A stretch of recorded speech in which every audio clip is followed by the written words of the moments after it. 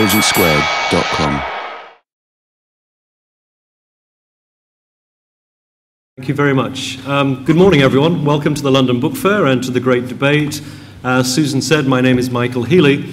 I'd like to explain a little bit about the format of this event. It is somewhat of an antidote to the traditional death by PowerPoint presentations that you're all used to. We thought we'd have something a little more provocative and fun, and we're going to organize it, as you'll see in a moment, as a relatively formal debate-style event. I hope all of you were asked to cast your vote on the way in this morning. If you didn't, by all means speak to Ted or one of the ushers around the room and we'll record your vote. We will be announcing the result of that first vote at the end of the first set of speeches, and then you'll be asked to cast a second vote in the hope that these seductive personalities surrounding me on the stage will have got you to change your minds or your positions, and I'll be announcing the two sets of results before the end of the debate. You should have been given a ballot card. It says yes and no on it, and it's perforated, so I think you probably know what to do. You tear it up and put in the relevant section into the ballot box, and the ballot box will be circulated in due course. Can you vote by AV? You can't vote by AV, no. And if you're undecided, you just put the whole ballot paper into the box if you're a don't know. Anyway, welcome again. Let's get straight into it. The way we're going to organize it is that we have a speaker supporting the motion who will speak for 8 minutes, followed by a speaker against the motion, then another 4 and another against, and then we'll hand over the floor to you to make points and questions, and then each of the speakers in reverse order will then be entitled to give a sort of 2 minutes summing up. So plenty of opportunity to make their views known. And we look forward to your contributions and questions and suggestions at the appropriate point. So introducing my speakers before we get into it, on my right we have those supporting the motion, in other words that publishers will soon be irrelevant. Furthest right in the striking jacket, to say the least, who needs no introduction at all, Cory Doctorow. Difficult to sum up Cory's biography, well-known and best-selling author, sometime publisher as well, well-known copyright activist, if I could put it that way, and editor of Boing Boing, amongst many things. Next to me, in the striking spectacles, James Bridle, who will also be supporting the motion. James is a prolific editor, author, again sometime publisher and technologist. Not surprisingly opposing the motion, two of these so-called publishing powerhouses that Susan was referring to. Furthest to my left, also probably needing no introduction to this audience, Richard Charkin, Executive Director of Bloomsbury Publishing, with a long, indeed, I think nearly 40-year career in publishing, as CEO of Macmillan and at Elsevier and many other places. To my immediate left, Andrew Franklin, Managing Director and founder of one of the most successful independent publishing companies in the UK, Profile Books. So let's get straight into it, and our first speaker is going to be Cory Doctorow. So over to you, Cory. Terrific. Would you like to go to the podium? Oh, yeah, sure. Sure. Oh, yes, could I just say, we are, of course, be following this on Twitter. If you're a Twitter devotee, it's the hash mark for PubPoint. Do tweet if you'd like, and we'll be following this in Twitter, of course, throughout. So without further ado, over to Cory. So I'll start with a little sleight of hand by defining a publisher in a way that allows my argument to carry more weight.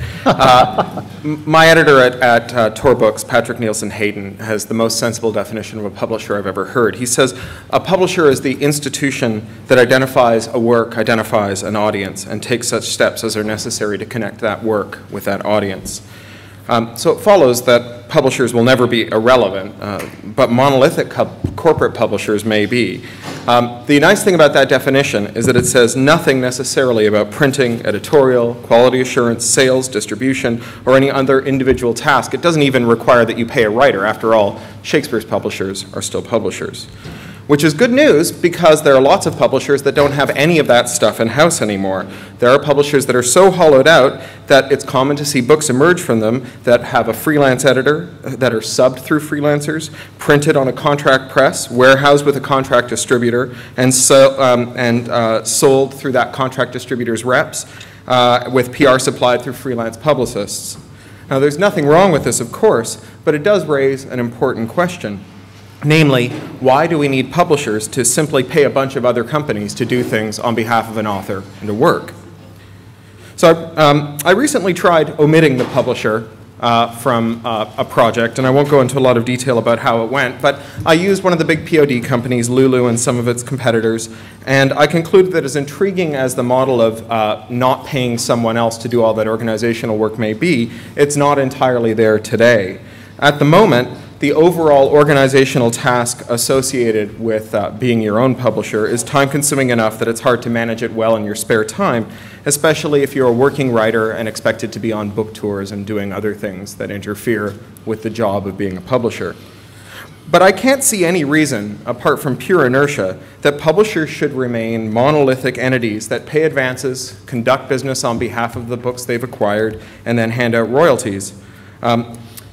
Especially now that publishers are increasingly operating on what Clay Shirky calls the publish then select model, in which the best things circulating on the web are cherry-picked by publishers having already proved that they can attract audiences and then packaged as books and sold on.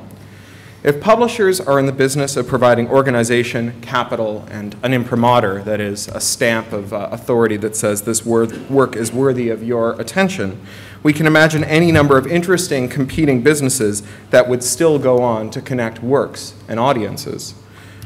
Agents, venture capitalists, reviewers, or even newspapers are all situated to provide some or all of these services individually or in collaboration. Imagine a model in which a reviewer locates a book that he enjoys, finds a newspaper to publish that review or some widely read entity, and then together they package the book and split the royalties with the author.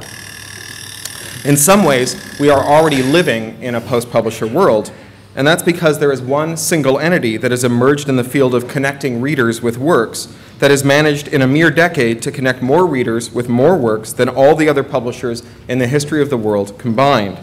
That is, of course, Google. Now, Google doesn't do equally well for all works, all audiences, and all writers. But then again, every era has had its own individual fitness factors for publishing and what works and what didn't in the marketplace. Today, a prime fitness factor for authorial success is the capacity to conduct that social relationship with one's audience through the internet.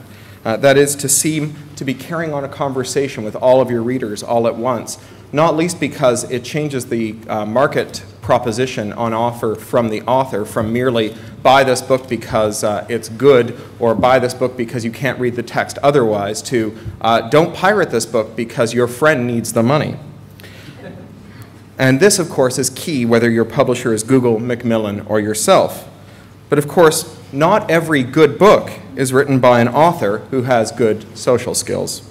Some authors have what's called negative charisma. The proposition represented by their book gets worse every time they speak in public.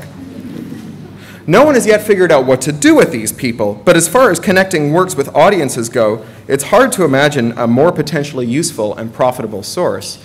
After all, it's something that authors are by definition not capable of doing by themselves, and it's one of those hard problems that formally constituted institutions with deep and long experience and wide networks might be good at solving. But practically nothing going on under the roofs of the large publishers have anything to do with solving this problem. I wouldn't be surprised to discover that the next wave of extremely successful publishers are small entities that don't require large buildings or large institutions, but nevertheless are constituted around laser-focused solutions to extremely 21st century problems that authors can't solve for themselves. And that, of course, may not look anything like the publishers of today. Thank you.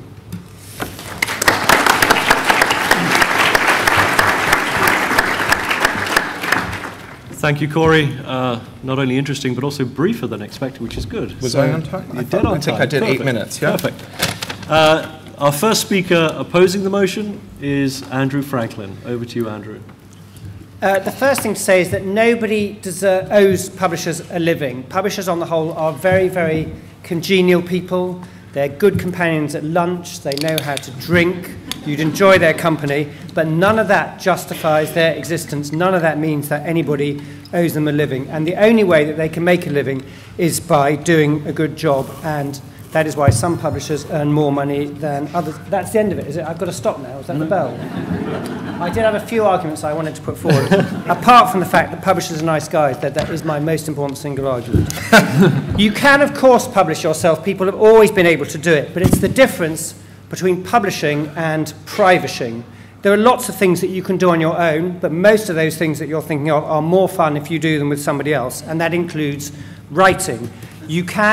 All of the tasks that publishers do, you can do yourself, but equally, if you've got an ailment, you can set out to cure yourself. You can do all these great things that are described on the internet. You can go on Google, you can self-diagnose your ailment, you can buy on the internet the drugs, you can even buy on the internet the surgical equipment you need, and you can operate on yourself. Don't try it at home. It's not a good idea. And exactly the same is true of publishing. You can do it all on your own at home. You can find everything on how to do it on the internet. Everyone will tell you it's easy, and it's just as good as paying the professionals. Don't believe it. The reason that there are lots and lots of slightly forlorn authors, I hope there are none in the audience, slightly forlorn authors wandering around this book fair clutching not USB sticks but manuscripts and hoping that publishers will talk to them here is because they've had a go themselves and it hasn't worked. And the reason that publishers haunt the internet, if they do, looking for projects which are successful on the web, if they do, is because those authors are all too happy to leap into the open arms of publishers, and they will find that it's a much better experience than doing it on your own.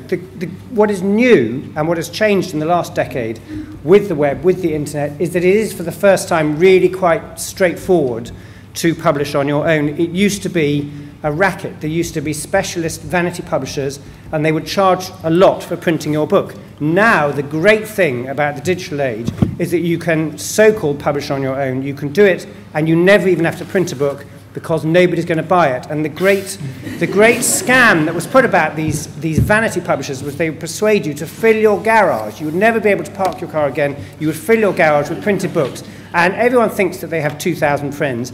In practice, when it comes out to it, they've got about 30 friends, and they don't want the book at all. And what publishers do is that they take the first thing they do, which is the single most important thing, is they select from these mountains of dross, they select the things that are worth publishing.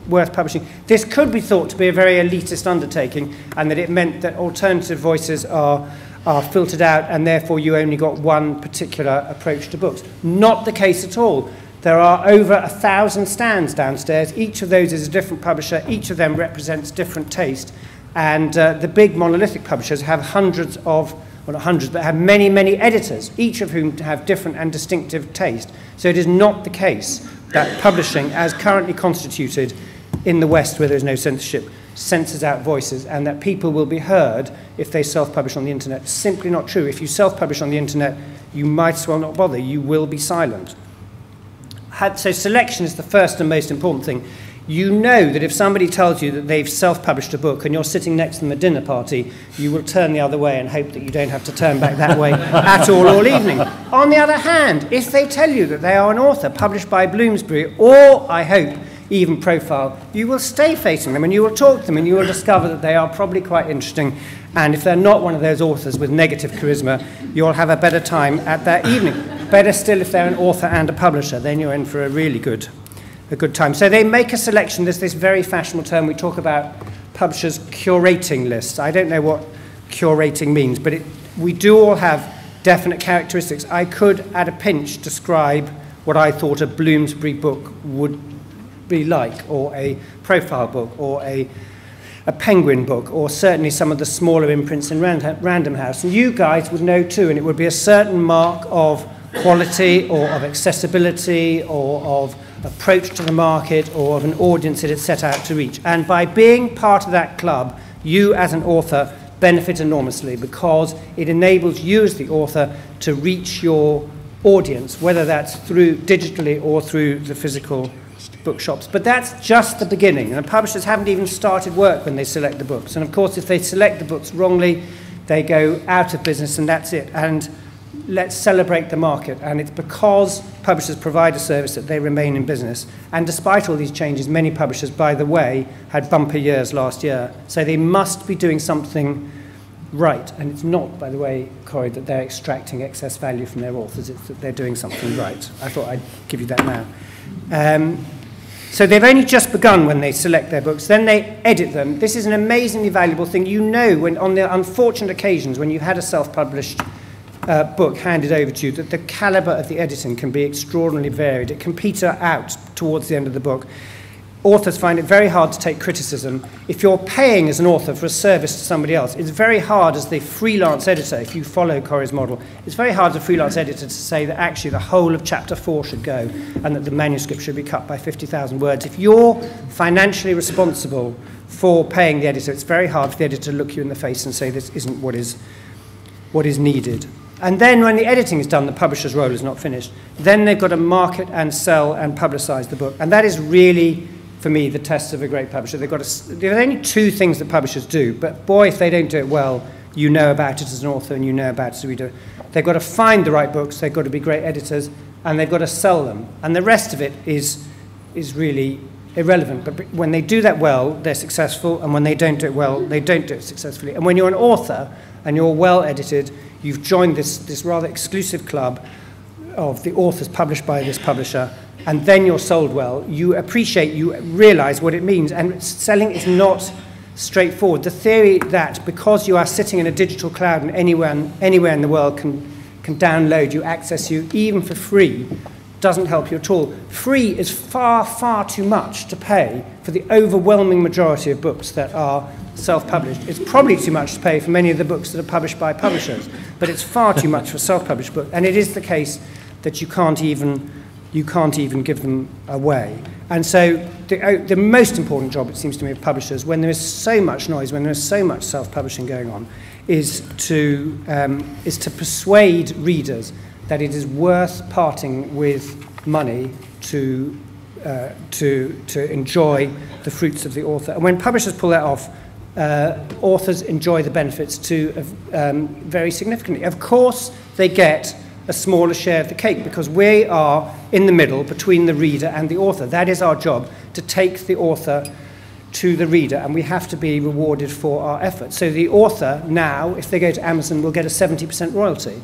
They get a much lower royalty than that if they go to the publisher. But that is because they are paying a publisher to sell many more copies. And always look at the size of the cake and not the size of your slice. If there's a cake and you've got the largest portion, you are a very, very rude guest. If you've got a very large cake and you take a small slice, you're still doing quite well. I am completely confident about the future of publishing. It's constantly being bemoaned, but you come in the fair this year. Last year, of course, it was a desert because of the book. You come in and it's heaving with activity. I don't know what all these people are doing, but they're doing something for their authors and for their readers, and I beg you to oppose this motion.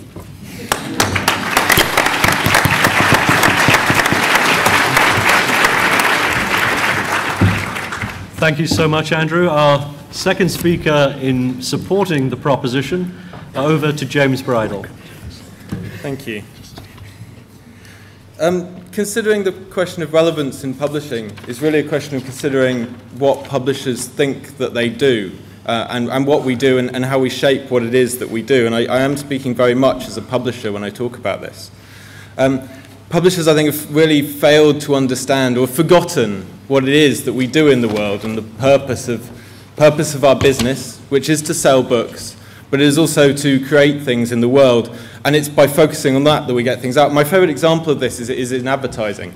Open any newspaper, any literary supplement, anywhere, or even on the billboards on the tube, and look at the way the way publishers advertise books, and you will see this pack shot with these quotes attached to it, this object, this thing. You know, here is a thing, you must buy this thing. There's so little there of what reading really means to most people. On the other hand, if you look at the way it's, say, Apple or with the iPad or Amazon with the Kindle advertise their books, you see their adverts, and what you see is people actually reading. You see people immersed in the reading experience, in the book itself, which is not the object, this chunky thing, but it is the process that you go through when you read a book. Now, this isn't about advertising. but it's about imagination. It's about how we consider what it is that we do. Publishing has failed to imagine this in a huge range of ways, and it continues to do so, and this is incredibly detrimental. It's failed to cooperate particularly strongly. Publishers don't cooperate. If you go to Germany, or you go to, I'm talking specifically about the UK here, if you go to Germany, if you go to Scandinavia, soon in France and Italy too, and elsewhere, publishers are cooperating to create their own e-book markets. They're creating their own websites and ways to sell, which means that publishers regain a certain amount of control over the whole process, which we need. We see how we're being eaten by Amazon over here. And that failure to cooperate has damaged us hugely in the last few years. We fail to evangelize what we do. We've had this massive loss of confidence in it. It's terrifying. What we do is valuable. The editorial and the curation is an incredibly powerful thing. But do we talk about it to our customers? No, we simply try and sell them things. With the dearth, the increasing lack of reviews, we've come over all scared, and we rely on TV book shows and reading groups to tell us what we should be publishing, rather than having the confidence to do it ourselves. And we come over constantly as the enemies of reading, which is this horrible thing. Like, the way most readers interact with publishers is they hear stories like, yeah, you can borrow ebooks from the library, but you can only borrow it 5 times, and it may be out when you want it. That's the official publishing position on libraries, and that's what our readers are hearing. Or they hear us cavilling about the pricing that we need ever more increasing costs for ebooks. They're very, very expensive too. Despite the fact that publishers keep announcing ever-increasing profits from digital, even though that massively exceed the rate at which they're actually selling. There's a disconnect here, and our readers are aware of this. We put a DRM into the books, despite seeing how this has failed in the music industry, how it's destroyed it. We keep telling people how they can read our ebooks, the ways in which they can do it, which are not helpful to them. These are no good for our readers, and it is our readers we must be thinking about, because they are the people who are buying our books, and they're people who should be loving what we do and supporting what we do, because what we do is fantastic. And we've also failed to value those skills that we have as well. All the things we've been talking about, or that have been mentioned so far, that are the skills of publishers, we don't actually do a huge amount with them. We talk a lot about the editorial input we put into books, but we've been pushing that back as far as possible onto authors and agents for a long time now. And we haven't been pushing that and making a big deal of those skills. We have decades, centuries in fact, of experience in really hands-on skills of typography and of book production. But go and buy an ebook now and count how many horrible, terrible typos there are in it. See how badly it is laid out, even for major publishing houses and major works. And you'll see that somehow we seem to have taken everything that we know we're good at and sort of go, oh, well, it's electronic now, so we don't need to care about that stuff. And it's a terrible and it's absolute betrayal of everything good that publishers do and everything that we are capable of doing. And this isn't happening in isolation. This is happening while we are being surrounded from all sides by people who will happily eat our business. You know, Amazon, Apple, and Google have made huge strides. 5 years ago, Amazon was only selling books and only selling paper books. Now Amazon is acquiring books. It is helping with editorial and promotion. It is printing them. It is designing them. It is has developed a complete end-to-end digital supply chain, which is something that no publishers has even really considered seriously doing. We've let them do all of that in the last few years without any real fight back. And at the same time, we've alienated the readers and the writers. Readers now have this wealth of opportunity, a wealth of choices about where they go to read, and we've given them very few good reasons to come to us. And we've pushed back at writers as well. We all know at the fair the stereotype of the mad author, and they're starting to notice that that's what we think of them. And that's not very helpful either. If they're small, they have their chance to form their own communities online and do their own marketing and work, and it is hard, but it's better than nothing. And if they're large, then they may look at publishing and go, where's the value in this? I could be doing this for myself. And they or their agent will take their business, take their rights elsewhere and do it themselves, as we've seen people like Catherine Cookson doing recently, we've seen the Wiley Agency doing. These are real things that are happening, and it's only going to get worse for us. But for readers, better, because we're not doing anything to help them. So I don't want your vote for attacking publishers. I want your vote, please, for supporting the fact that publishers still have the possibilities to become relevant. And I want to very quickly give a couple of examples of where I think they can. the first one is those readers who are best readers, who are also our potential authors. And we've done a lot of refusing to accept unsolicited manuscripts and generally pushing back at them to piss them off. There are ways of doing that. I think Faber's Academy, for example, is a really good way of engaging with readers and an interesting way in getting them on board.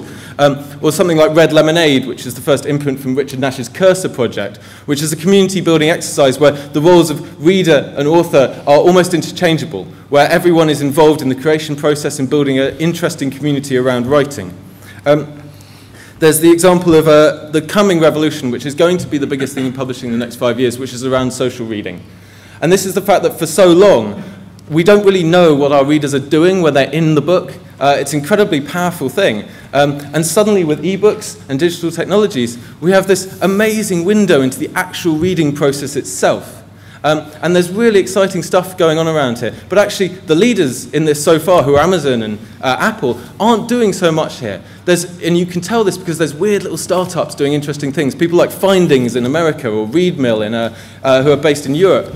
They're looking at ways in which readers can interact with the text while they're reading it. If publishers get involved in that space, it gives us incredible new tools and ways to talk to our readers and interact with them, which is how we should be selling books. We have to change the way we think about what we do, and I'm running out of time, so I won't talk about the amazing young entrepreneurs I'll be speaking with at 4 o'clock this afternoon, but look it up in your programs, it's going to be awesome. My point is that if publishers are not yet irrelevant, if they don't act soon, they will be, and finally and fatally so. But there remains a chance to seize back the high ground of reading itself, which is where publishers belong. And I urge you to give me your votes, not because you think publishing is irrelevant, but because you think we must do more to preserve our relevance. Thank you very much. I would imagine we might turkey than Christmas. Our final speaker, thank you, James, very much. Our final speaker will be also opposing the proposition. I notice he brought a walking stick to the stage. I think that's for the sympathy vote, possibly. Please welcome Richard Charking. Okay, so first of all, it's very hard to oppose a motion which you sort of agree with. Early in my career, I joined an august institution called Oxford University Press, and I was told by the guy who was called the publisher, someone called Dan Davin, that we should be invisible, we have no rights, no one owes us anything, our job is to be as invisible between writer and reader as it's possible to be, which is why in the good old days of the Clarendon Press, no editor was ever thanked, because editors are part of the institution which is trying to do a job and trying to remain invisible. Not only that, the editor wasn't thanked because why the editor? Why not the guy in the post room who made sure that the proofs went out on time and came back and were distributed properly? Why not the rep who visited the London foils and took an order? Why not the publicist who persuaded the TLS to do a review? All these people are part of the publishing industry, and what I define as a publisher is whatever it is that gets something from the author to the reader. And I think the word irrelevant I sort of disagree with, because I think the publishing is essential, as indeed James has just shown, and indeed I think Corey showed a few minutes before. I'd like to look at it from a slightly different angle, because Andrew has really painted the right picture for trade publishing, and why publishers have a role, and will have a role for all time. Corey said a publisher was a corporate beast. Entity, I think. Entity. One can imagine it. It's a large building, probably the Flatiron in New York City, with any number of floors and any number of departments and any number of editors rushing around being passionate, and any amount of salespeople saying, oh, I won't sell, and any amount of publicists saying, oh God, I've got to go out with that author again. I can imagine it very well, I've been there. But that's not the only sort of publisher, as Corey indicated, there are small publishers, and there are big ones. I'd like to look at another sort of publisher who is more relevant now than ever and will become even more relevant. It's the bit of the publishing industry that I suspect a lot of you are in, but doesn't publish fiction and doesn't publish children's books. It actually publishes educational books, scientific books, academic books, where indeed, amazingly, there are readers and authors. And the job of the publisher is to link them. Now, let's imagine a world without academic educational publishers. What would lawyers be doing today without Westlaw and LexisNexis, which not only enables them to do a better job, but enables them to bill their clients more and make more money? And aren't we pleased for the legal profession? What would scientists have done if Elsevier, Springer, Wiley, and a few others hadn't taken the material that they'd published, digitized it, made it available through libraries, through institutions, to the widest possible audience? Indeed, not only did they do that, but most of them, not all of them, have taken on board the very concept of open access and found ways of making free at the point of use a reality. Back to my old roots, something called Oxford Scholarship Online, which has taken, I don't know, is it tens of thousands? It must be tens of thousands of monographs, and made them available, taken them out of the dusty bits of the Bodleian where no one ever looked, into the real world of screens and availability.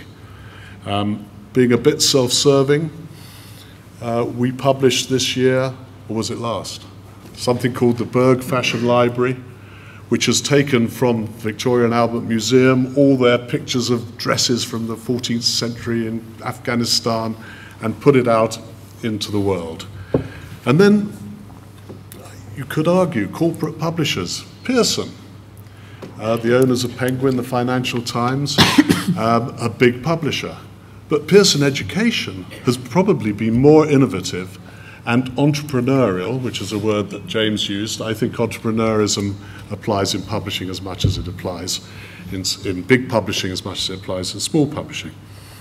So I would contend that publishers are absolutely part of the infrastructure, the environment, the ecosystem of education, of knowledge, of learning, of research, and entertainment.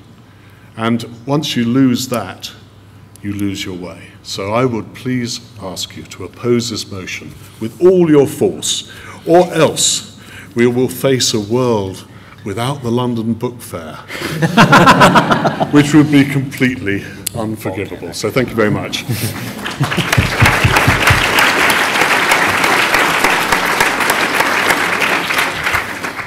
A world without the London Book Fair. What an enticing prospect on a Monday morning. Thank you, all the speakers, for 4 very interesting angles on this proposition. Now it's an opportunity to hand over to you, but before doing so, I want to share with you the results of the ballot that we took as you walked into the room. The number of people supporting the proposition, namely that publishers will soon be irrelevant, 39. Those opposing the proposal, 176. And alarmingly, the don't knows, 30. So it's all to play for, I think. Certainly there's an uphill struggle facing 2 of the panel. But before we hear their summing up and rebuttals, let's hear some views and questions and opinions from the audience. Don't be shy. I think I have the mic. Could you say who you are before you? We want to know if you have any vested interest. Jeff Chandler, Editor-in-Chief of Little Brown in the U.S.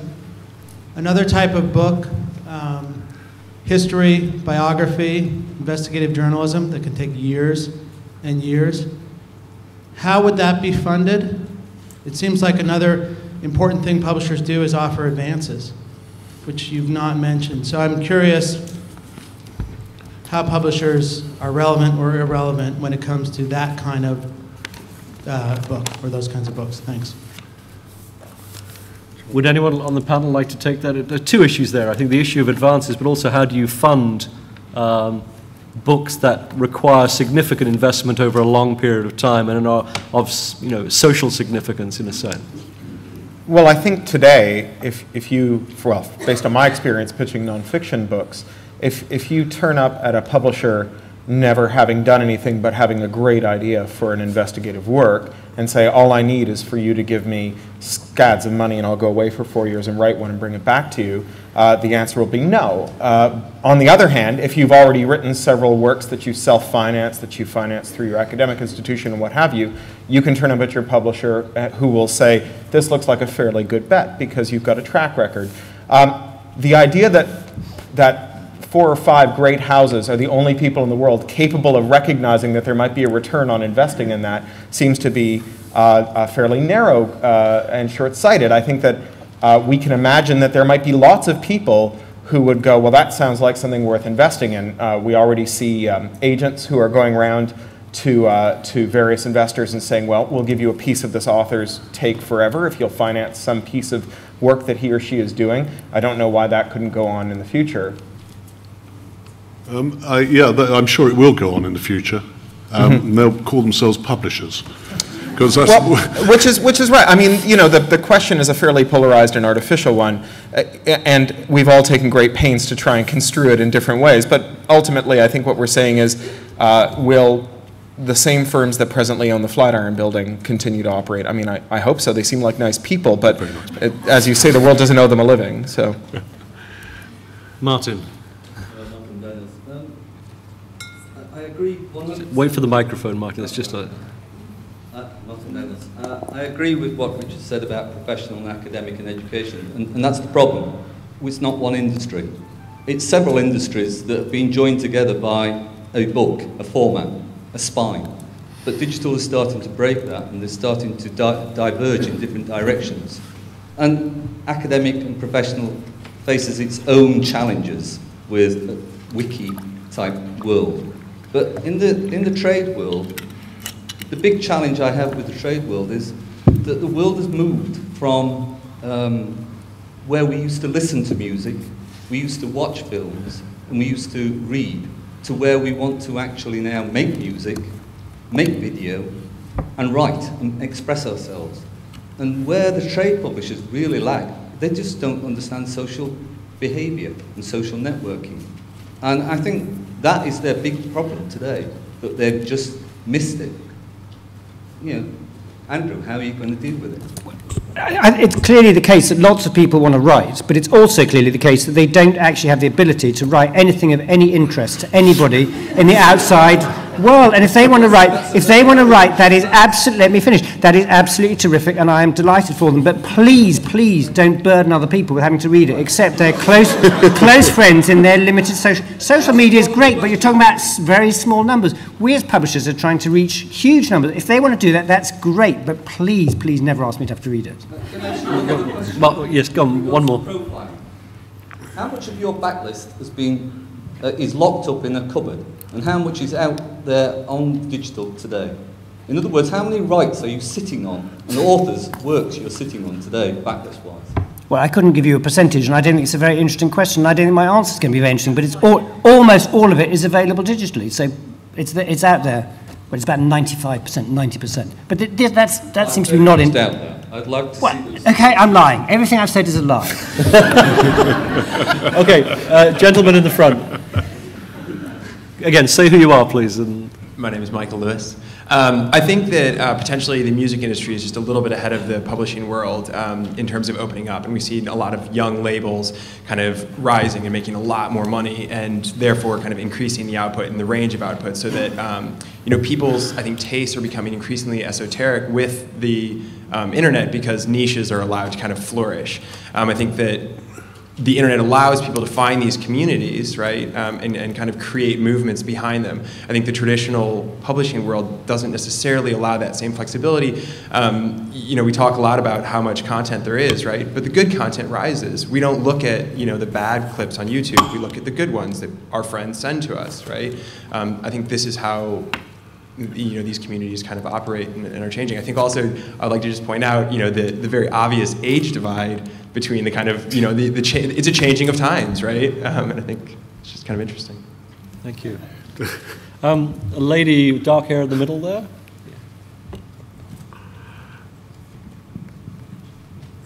Hi, I'm a little bit disturbed by the comments, the disparaging comments of potential authors, mainly because as a reader and as someone with a science and engineering background, I've gotten very sick over the years of talking to people who aren't really interested in science and engineering and yet are the gatekeepers when it comes to science and engineering books. I think aesthetics about writing can be very different. When I read a novel, I want to read beautiful writing. When I read about engineering, I want it to be to the point. I don't care whether the guy was an interesting guy or what kind of Hawaiian shirt he was wearing when he was in his lab doing the research. For those people who are interested in good stories, well, that's fine. Go away and read a book, a novel. But actually, I'm interested in good engineering and good science, and I see publishers as being in the way of that. And in journalism, I come from a science and technical journalism background. I've seen the community almost entirely split between those people who are serving the general public and those people like me who are much happier serving engineers, the technical trade press. And they don't talk to each other, they're not members of the same organizations, and I think that's a problem. I think people like you represent the aesthetic over content sometimes.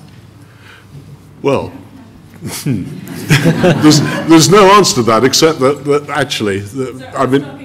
Oh, right. So, right, it's your fault. I would never. I think that's very unfair because I would never set out to publish a specialist engineering book for an engineer. I would hand it over to somebody who knew what they were doing. We only try and reach a lay audience. And I mean, when I have worked in big organisations with specialist scientist lists, those lists are run by engineers and scientists, and they are recruited. And when I years ago worked with a company with a law arm, all of the people who were doing the law publishing had law degrees and postgraduate law qualifications. So I don't quite, in fact, I don't at all recognise the problem that you're describing. I think, Andrew, that when you spoke earlier about the kind of notion of a single axis of virtue for a work, whether it's well made or poorly made, you ignore some of the really important other axes, like whether it's timely or whether, as you say, whether it's to the point. And particularly when you're talking about things that are kind of vernacular and that are only of interest to a small group of people, those works can be of incredible power to that very small group of people. I mean, the example would be my daughter's first words uploaded to YouTube for my parents to see. The production values are poor. The work is more valuable than any that they could download from a major studio. And I think that's one of the things you're hearing people talk about, is that there are these orthogonal values.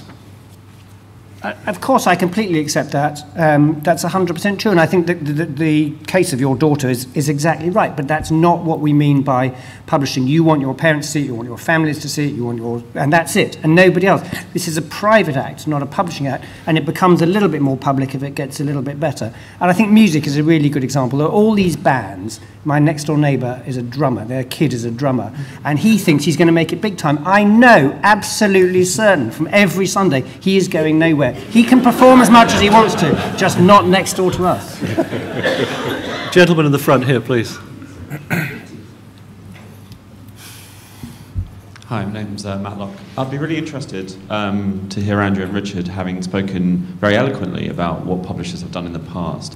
What's the one thing that both of you in your businesses right now feel you have to get right for the next 5 years? Because you've not really talked, you know, it's clear the audience's attention patterns are changing.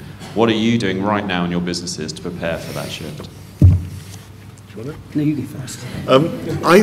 You know, it sort of hit me the other day that the thing in trade publishing particularly, but also across the spectrum, that we have to do better and learn how to do. Pretty basic. It's marketing 24/7. Historically, our marketing has been around the launch of a book. You have a party, do some advertising, you do some publicity, and then you hope it ignites. We now have a situation where a reader, a purchaser, can get instant gratification, can buy the book online 24 hours a day, 3 o'clock in the morning, on a Sunday. Don't have to wait. Don't even have to wait 24 hours for Amazon to deliver, because you can get it instantaneously. And our marketing has to reflect that. And I don't think we're there yet as an industry. And a sort of subset of that relates to speed. The average time between writing to, say, a literary agent and getting a reply is about 3 days. The average time between getting a manuscript and publishing it is 12 months. These are crazy numbers. We're in a different world now, and if I had to pick one thing, it would be speed. We have to get faster. I think we have to, or perhaps not we, I have to get better at listening to our audiences. And I think we also, and I think what the going digital does, it does enable you to target specific groups much more precisely. So you can publish books aimed at specific niches, not specialist scientific or medical or technical niches. Those have always been easy to identify, but particular groups of people who have particular interests or obsessions or belong to particular groups. And I think we can target them and publish for them much more interestingly than we've been able to do in the past. Thank you. Lady in the second row here. Hi, I'm Rebecca Swift, Director of the Literary Consultancy. Andrew, you've lost my vote because you kept calling me a guy. So guys is sex neutral. Everyone knows that. It's gender neutral. I wasn't experiencing it as that at all in this, and that's all sort of. It stood in as some kind of metaphor for, I agree, a lack of. Andrew, you're brilliant. You know, I think you're brilliant, and profile's fantastic. But I just want to say that James gets my vote. I thought he was fantastic, and I think that the lack of the imagination on publishing. I used to work in publishing before I founded the Literary Consultancy. The kind of closed set of tastes, and then the passive reaction to Richard and Judy, so on. I think people are beginning to duck and dive a bit better, and Profile is a fine example of that, and Bloomsbury is also a fine house. You should really have got some really nasty corporates up there that we could attack, because these are the good guys, and they are, they're working. But what do I want to say? I'm also on the side of the mad writers. I don't think publishers always know where good writing is going to come from. And the really, really perplexing thing for us is, what will new technology do to literary taste? Those people who think that they've formed it and indeed curate it, that's the divide between the public and the publishing industry. And we don't know the result of that. And I think that that's a hugely exciting and also deeply threatening position to be in. And a small publisher that I know said that the books that he published into an open environment, the ones that sell are not the ones that he predict will sell. And that's what new technology can do. They can hold things in the environment. And there must be a million imaginative ways to point readers towards environments that are not traditional, and that's what excites me. And anyway, it's all up for grabs. It's fun. Thank you very much. We have time, I think, for a couple of more before we do the rebuttals. Yeah, I just got this lady who's been waiting very patiently in the middle here. Hi, my name's Fiona Swarbrick. I'm the National Organiser for Publishing at the National Union of Journalists. When I came in here, I didn't think that my vote could be swayed. It was against, but like the other lady over there, I think James might get my vote, because I don't want to encourage your complacency. My concern is that in my experience of this industry, there's an awful lot of decisions that are made, not on the basis of the quality of the product that you're offering, but on the basis of delivering high profit margins to your shareholders. Now, these are decisions such as, obviously, in my line, I would say, too few people doing too much work, but also decisions such as outsourcing key parts of the process, like copy editing, overseas to people who are very bright and very hard-working, but don't necessarily understand the nuance and the technical language that they're being expected to work with. And there's a downgrade in quality when that happens. Now, I was wondering what you're intending to do, if you're going to make sure that this is a relevant industry for the future, what you're going to do in order to maybe alter your business model to reconcile the needs of your authors, your readers, of course your staff, and the needs of your shareholders. I think you have to differentiate between profit and cost, if I can explain. We earn money by selling books, but the price of that book is a combination of a number of things, but largely it's what someone will pay us for that book. Now, we can't force people to buy books from us, and that's the way it is. So we have to keep our costs down to reflect that price. That's the only way we can do it. So if we have fancy offices, if we do things in an extravagant way, it's not a question of not making money, it's a question of not being able to price properly. And then you're not doing your authors a service at all. So I don't think it's a question of shareholders. I think it's a question of efficiency and just doing the job as well as you possibly can. And for instance, you say copy editing, why freelance it? Well, for a lot of people, oh, you mean foreigners as opposed to English? Well, then I can't comment. There are some very good copy editors in India. There are very good copy editors in the Philippines. There are very good ones in Australia, and there are very good ones in Bethnal Green. I don't think geography is the issue. But they're cheaper in India and the Philippines. Well, they may be cheaper, and they may be better. But it puts me out of work. Oh, well, hang on. Well, let's not get too political, but I don't think the publishing industry is there to keep people in work. I mean, we're having this debate about whether we're relevant. We are not here to keep people in jobs. That's fair. Yeah, understandably, people are concerned when you're giving this highly technical, especially academic publishing, for example, scientific publishing, it's very technical work, people who are very bright and do deserve jobs as well, I agree. But that's not their first language. Well, I mean, I don't think publishers deliberately undermine quality. That's just not the case. I can't argue any more than that. We need to move on a little. One final question, if I may. Jim Lichtenberg, is he there? He's left after putting his hand up for 20 minutes. Can we take one more? Yeah, lady right at the back in the white shirt. It was the lady there. Oh, two. You go. You go first, please. Go ahead. I'm going to go on the side of James and Corey because I self-published the book, so obviously I kind of disagree with everything you said, so I'm just going to take a few points, like really everything. But, okay, starting from the sympathy stick, there's also the sympathy, like, talking about academic publishing. You go to agents, 95% won't even look at you if you're an academic writer, so it's not really representative of the industry, I don't think, to defend. It is. It's a good 60% of the profits of the industry. Yeah, but in agents, so just, I don't know, just say that the agents that, don't really, like academic writers, as far as I know, don't make very much money or great advantage. But I just want to engage with you and draw on a few points.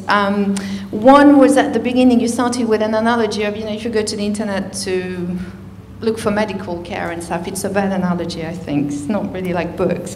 The other thing is about editorial support. I'd go with Corey on that one, because if you self-publish, because everybody, or a lot of people in mainstream publishing are freelance, you employ those same people, they do the same job for you. Money is money. That was kind of my experience. I had really good ones, very pleased with them. Publishers are nice people. No, they're not. There's a lot of publishers in this room, so you want to be careful what you say. We're not the only publishers in here. They're in the business of telling you no all the time, so it's like, you can't, if you want to sort of publish something, my book was about challenging the status quo, about ideas that kind of broke molds and for a kind of more specialized audience. So you kind of, it's you don't go in it. So James was saying, you're not there, like, is it going to sell? It's more like, do you have something to say? Are you really passionate about it? And then if you are, there will be an audience somewhere, but maybe not, in the age of celebrity, it might not be, what Jordan and all these people that seem to be privileged. And finally, when you do manage to sort of employ all those same people, have a book launch and everything and manage to find your own way to have 200 people and sponsored. Suddenly all the agents and people like that are emerging. People who didn't want to know about you, suddenly you're getting emails to say, oh, I've seen that, can I please come? So, you know, that's what I think what you're saying is you hate agents, not publishers, so that's fine. Okay. No, I don't, just a little go on entry. Thank you. Any more? You're before? welcome. I think that's Cindy Cunningham. My eyes are not so good anymore. But... Hi, Cindy. Thank you. I just to perhaps put a point on how complex this issue is, I was just recently very disappointed by a publisher. I think I was in the newspaper business for a long time, and I think there are many analogies between the value that a newspaper can add in terms of bringing news together, investing, investigative reporting, and hopefully delivering a product that's different from a blog, and both are useful. So I see a lot of analogies, but in this book that my book group recently read was dreadful. It was though it had never been edited at all. Amazon gave it great reviews. After some investigation, we realized that there's this interesting line between self-publishing and publishing. This book was published by a major US press, but the promotion of it had been done, I think the author's friends must have reviewed the book, given it great reviews, and probably also some of the other authors of that publishing house. Because if you looked carefully and investigated, you realized there were no other reviews that these people had actually provided. So what was interesting about this is we felt let down by the publisher and thought, well, if we really look to the publisher to be someone that's selective, that's doing the editing, that's doing a great job. And it makes me think, as I listen to all of this, that perhaps part of the other future view, and I wonder, Andrew and Richard, if you might agree, is that there needs to be almost more segmentation, perhaps, if you will, between types of books. There's the academic, scientific, sort of effete literary books. There are more accessible books. And there are all these different levels, and it's true that publishing seems rather selective and difficult to get into, but maybe that's because there are millions of authors wanting to write. I still want a publisher to do a good job, and I felt very disappointed that that book had slipped through the cracks. I think we have to tell a very nasty secret, and I'd be pleased if you didn't share it with anyone outside this room, which just occasionally publishers do make mistakes and they do publish terrible, terrible books. And I'm really sorry about that. I think it's very interesting what you said about the division between the different bits of publishing, and indeed it's come up a few times. I can absolutely understand that. However, just to give a contrary view, the internet has become a way of unifying. So when I started, the little company I worked for, is a very small company, did a little bit of academic, a little bit of education, a little bit of trade, a little bit of reference, a bit of business, and it was exploded into various bits because specialization, because basically the small bookshop was no longer capable of doing library supply or of serving the local hospital or the school. Actually, the internet allows us to do that again. So you can sell a medical book to a member of the general public through Amazon. They don't have to find a specialist, or doctors might well have children and want to buy a kid's book. So I think there are two conflicting, polarized things, but I rather like the idea that we can reach everyone through the same channel, which we haven't been able to do for the last 30 years. Thank you. One final question. Gentleman in the second row here. Thank you. Steve Hyde. It seems to me in many ways that publishers are, you may not like this analogy, but a little like advertising agencies. The only difference is that they take the risk. Advertising agents have lots of specialists, and they've had to evolve and develop over the last 10, 15 years. But art directors and copywriters will probably be as close to editors within publishing houses. But they provide specialist skills. They're highly priced and they're very expensive. Not every brand is going to be successful, and you wouldn't want to work on every brand. And certainly in my time, I've worked on things like Brains Frozen Faggots, which isn't an all-time winner. But the fact is that brands go to advertising agencies with their own money. Authors don't go to publishing houses with their own money to pay for those services. Publishers are paying for that. They're paying for it up front, and they're taking the risk. At the end of the day, it's their money and it's their decision. You have a choice of publisher to go to. I come at this with 25 years of advertising experience and only about 3 or 4 of book publishing experience. So I'm fairly open-minded about it. And by the way, Corey, Apple will spend at least 20 million on advertising a year. I suspect if you put 20 million behind a particular book in a year, you might well sell quite a few copies of it, irrespective of the medium. I just think that not 20 million quid's worth. I think that publishers have probably got to evolve, but provide a variety of services. But let's not forget, at the end of the day, they're taking the financial risk. Thank you. At this point in the debate, we give the debaters an opportunity to sum up. They get 2 minutes each, and we're going to, as is typical with these things, do a reverse order. Now, ballot boxes are going to be circulated now, so please pop your perforated ballot card as the ballot box comes around. So following the reverse order I was referring to, Richard gets to go first on this case. Over to you, Richard. Okay. 2 minutes each. Yeah, sure. Short straw going first, always. I'm not sure I can summarize, because there's such a huge variety of views, opinions, ideas, and I think that actually reflects the state of a healthy industry. I think the fact that you're all here reflects the state of a healthy industry. The fact that the London Book Fair exists, in spite of everything, is a sign of a healthy industry. I'd just like to slightly disagree with Steve, his last thing, comparing us with advertising agencies. There's a group of people who we all have learnt to hate. They're called estate agents, travel agents, some, but not all, literary agents. In fact, theatre agents, there is a whole, the concept of agent is worrying, and indeed Apple is worrying too, but that's a different story. We're not agents. We are a service industry. And we are a service industry to the author community, ultimately. We should be, we're not always, more focused on serving the authors than on serving retailers.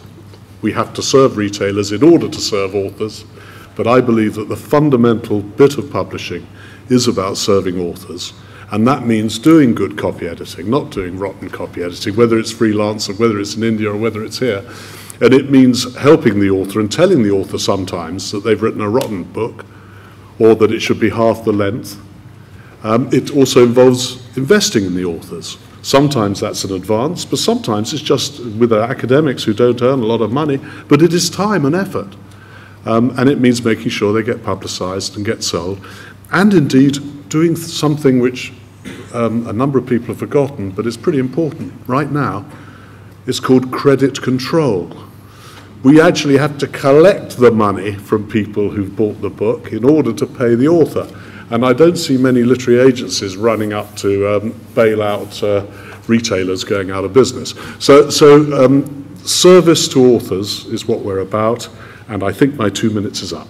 Thank you very much. You're right, Richard, they are. Thank you again. So over to James. Yeah, I have several fundamental disagreements there.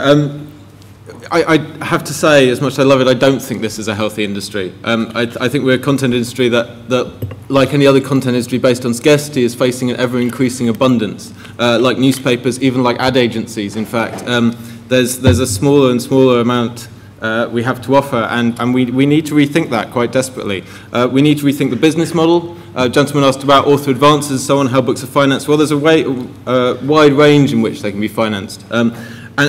And while they are flaky and they're still coming to life, you can see authors taking them to abandon. If you go onto something like Kickstarter, you'll see that over half the projects on Kickstarter are people trying to write books and getting funded for them and finding new ways, finding their own business models outside the publishing industry. We need to rethink the life of the book itself, what Richard did say about marketing 24/7. But also about the formats, getting them right, getting ebooks right, getting the basics right, which isn't so bad, getting our backlists out there. So much of our work is locked away. Instead of blindly opposing things like the Google settlement for orphan works, addressing this ourselves, coming up with good solutions ourselves for how to address these things, how to get more books into more readers' hands. We need to rethink the form of the book itself. Publishers like to think they define the book, but we haven't. The book is a product of a certain way of printing and marketing and distribution that's existed for only about a century or so, or less in the form of paperbacks, but that's changing now with digital delivery. Amazon doing things like the singles. They're doing something we've never been able to do, which is sell short stories and poetry in this different format because it's now available to us. The market and the formats dictate these things, not publishers. Finally, we really need to rethink the relationship between readers and our relationship with readers and writers. Richard's right in saying that we need to serve authors, but we need to serve readers as well, because they are now better informed than ever were before. Andrew mentioned about, everyone knows what Bloomsbury book or a profile book we're like. Well, I don't think they do outside this conference centre. I don't think anyone does at all. Publishers' responsibility to speak to their readers and not just to their authors is what's going to define us for the next 5-10 years. And please vote for the motion. Thank you. Thank you, James. James gets my vote simply by referring to the Google Book Settlement. Thank you. Next up, Andrew, for a final remark. Given that you've all voted, I can now tell you that I agree with everything that James said. I think he's exactly right, that the world is changing very fast, that the relationship between the author and the reader is changing, that formats become extraordinarily important, that the way that books are marketed is likely to change. I agree that publishing is not in a healthy state. I think Borders, well, I didn't need to recite all the companies, the retailers have gone under. I think some publishers will go bankrupt this year. But, and this is where I disagree with James, everything that he said seems to me to require a middle entity between the reader and the author in order to transmit the author's work as widely as possible to a reader, and that is going to be a publisher. People will continue to try with other entities. People will try self-publishing, they'll form collectives, but in the end I think publishers will continue to do a much better job. And I disagree strongly with the union representative, though I have great sympathy with her political position. Publishers will be motivated to do that by their need to serve their authors, to serve their readers, to serve their employees, and to serve their shareholders. And that's a very, very potent mix, and it is the best way of getting the reader, the author, to as many readers as possible. So everything James said is right, but it points directly to the long-term future of publishing. Thank you very much, Andrew. The first shall be last. Over to Corey for his summing up. Thank you very much. Now, we've heard some comparisons inevitably between the music industry and the publishing industry today, but of course, they're not very alike. For one thing, the music industry is very good at lobbying, and so it was able to make a bunch of very high-profile, stupid laws that brought it into great disrepute over the last 15 years and convinced most people that it was a major threat to the future of democracy and free speech.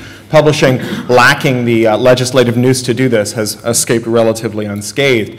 But of course, there's another important way in which publishing is different from music, and that's that books are different from music. Books are different from recorded music because they are ancient, because we have co-evolved with them the way that we've co-evolved with dogs, right? We don't eat dogs for the same reason we don't burn books, right? And books are really important. They're older than publishing, they're older than printing, they're older than currency, and so that's why I'm shocked and dismayed when I hear someone representing the Association of Publishers here, someone who came to us from the music industry, tell the BBC, you can't own an ebook, you can only be a licensor.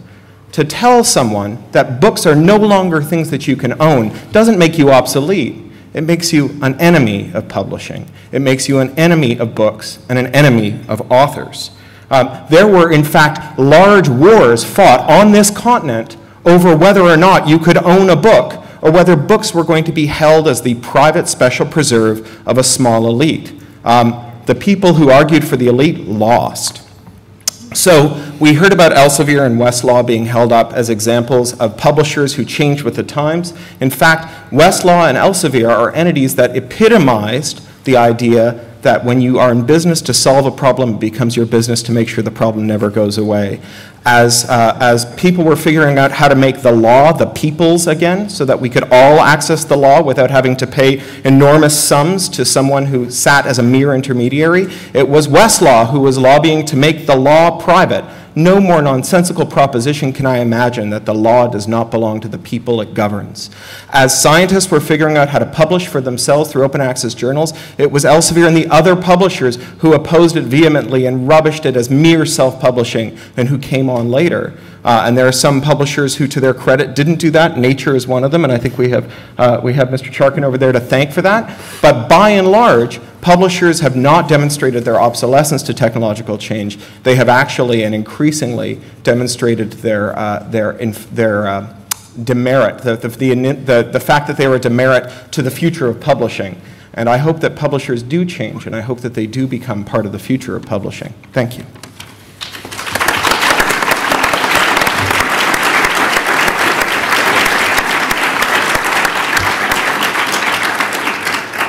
Thank you all. Before I get to announce the results of the second ballot, I'd like to thank various people for helping make this event happen. Firstly, to the London Book Fair, and specifically Orna O'Brien, for encouraging us to do this event. Thank you, Orna. To Bowker for sponsoring the Publishing Point. To my friend Susan Danziger, the eminence grise of the Publishing Point. If you're not familiar with the Publishing Point, please go to publishingpoint.com, and if you're based in New York, come along to the great monthly events that they organize. To all of you, of course, thank you for coming, and to those of you that stood up and spoke, many thanks for that. And Intelligence Squared, of course, with whom we collaborated in the preparation of this, and for who will provide videos of this. But most of all, of course, to the four passionate, cogent, provocative debaters on the podium with me. Please show your thanks to them. Very much appreciated.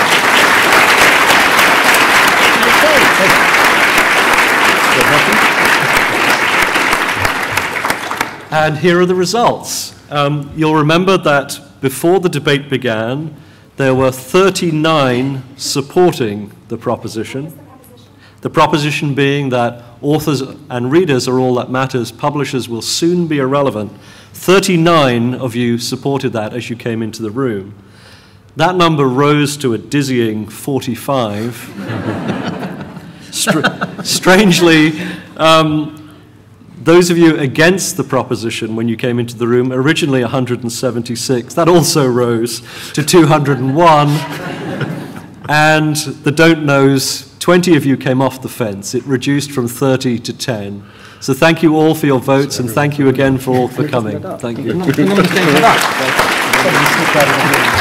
Everyone's a winner, Michael.